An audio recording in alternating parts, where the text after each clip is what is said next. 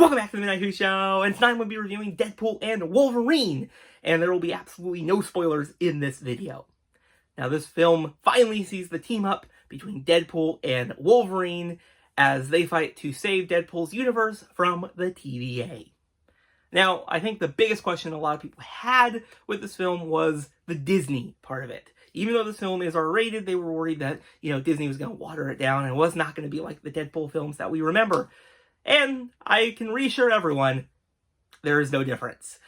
This is just like the other two. There's all that crude jokes, violence that you would expect from Deadpool. And I think they even went up it in parts, especially in that opening, which was hilarious for one part, but also quite shocking that they went that. That's all I'm going to say, but whoa, what an opener.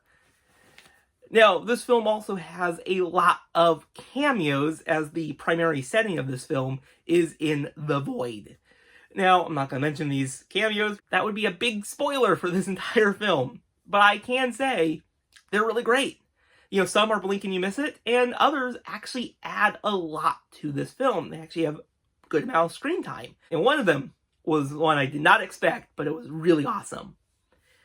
It was also really kind of cool, though. For me, I wasn't spoiled ahead of time of these cameos, and I think that really helped my viewing experience.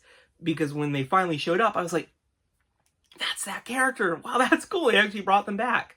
So it was very rewarding. Like with No Way Home, I was kind of spoiled ahead of time. I knew what was going to happen, with the Spider-Man returning. I knew it because it was just out there. And unfortunately, it was hard to avoid it. With this film, I kind of prepared, and I kind of just got away and just avoided anything that mentioned Deadpool and Wolverine. And that definitely helped. And these cameos, I think, are a lot better than the ones we saw in Multiverse of Madness.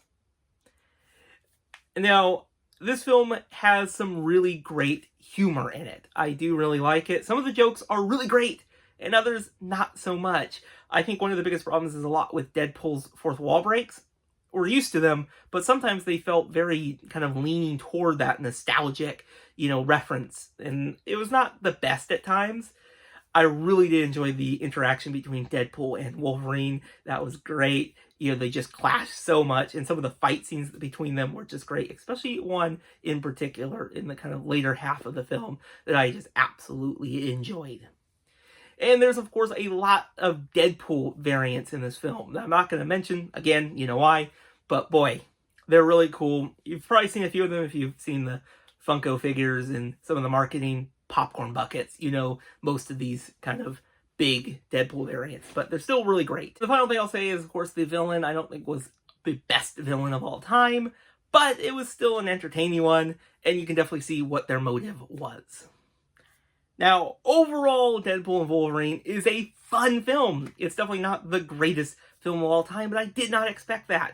It's just a Deadpool film. And I think the biggest negative that I can say is with it is that I wish a lot more of the Deadpool characters that we followed in the first two films had more of a presence in this one, but they still were there, and I do appreciate that. And the jokes don't always work, but they're still great. The fights were amazing. The cameos were actually satisfying. And I think this is just a great event film that you definitely should see at least once on the big screen. So have you guys seen Deadpool and Wolverine? Let me know in the comments below, and I'll see you guys in the next video. Bye, everyone.